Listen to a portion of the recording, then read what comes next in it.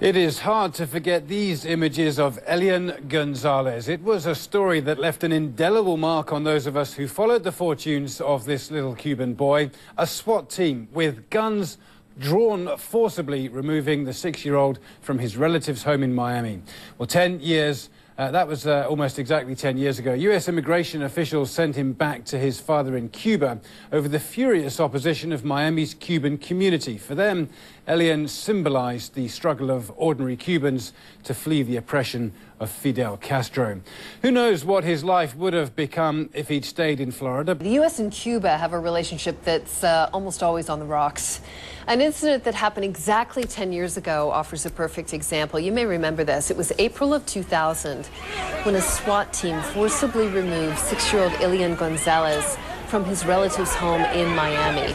U.S. immigration officials then sent him back to his father in Cuba. Shasta, Darlington went searching for where Elian is today. You probably remember the face. Elian Gonzalez, the Cuban rafter boy at the heart of a politically charged custody battle. He's not so little anymore. Elian, now 16, attends a Cuban military academy. He joined the Union of Communist Youth, vowing to follow the example of Fidel and Raul Castro. Elian was just 5 when a smuggler's boat headed to the United States flipped over and killed his mother. He was found clinging to an inner tube and handed over to relatives in South Florida. Fidel Castro himself led the battle to bring Elian back. Little Elian will return to his homeland, his family, his school, he said. 10 years ago, the raid on his relative's home in Miami led to Elian's return to Cuba and his father. Once home, they had front row seats at Castro's rallies. Sometimes Elian took the stage. It's been 5 years since I returned with my dad, he said. And it was possible because of my family, the Cuban people, and Commander Fidel.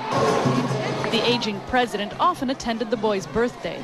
Since Castro was sidelined by illness, Elian has largely disappeared from view. We went to his hometown of Cárdenas in search of news. Hola?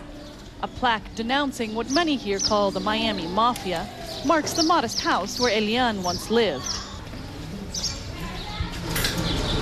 His grandmother answers the door. Now he's a man, she says, a little man. He's studying, he's integrated.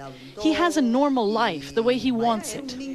She says he gets top grades and still has time for girlfriends. Elian and his father have moved, far from prying eyes. In town, a museum touts Cuba's moral victory, with a statue of a young, defiant Elian, photos, posters, and a giant middle finger, flipped at Cuba's enemies to the north. Friends and relatives say Elian Gonzalez has largely put the past behind him. But with monuments like this museum as reminders, it's hard to know if he'll ever be able to lead a normal life and what kind of future he'll play in Cuba. Shasta, Darlington, CNN, Cárdenas, Cuba. John Zarella shows us now what's become of the home many called Camp Elian. Pretty hard to believe it's been 10 years since federal agents stormed into this home here to grab Elian Gonzalez and take him out of this house. And, you know, it looks pretty much like it did 10 years ago from the outside, but now the inside has been turned into a museum by Elian's uncle, Delphine Gonzalez. And, you know, over here, some of the toys that Elian played with when he was here, the bicycles he rode outside, a lot of pictures up here. There's all kinds of memorabilia on the walls. Look over here, a bunch of the toys, again, that he played with, the trucks and the fire truck and everything that was donated to him. And, you know, there's somebody here who was a reporter who was in this house a lot back in the days. And Ruby, Ruby, how are you? Hi, how are you? It's good to see you. Take us through pretty quick. You spent a lot of time here as a reporter covering this story for a local radio station.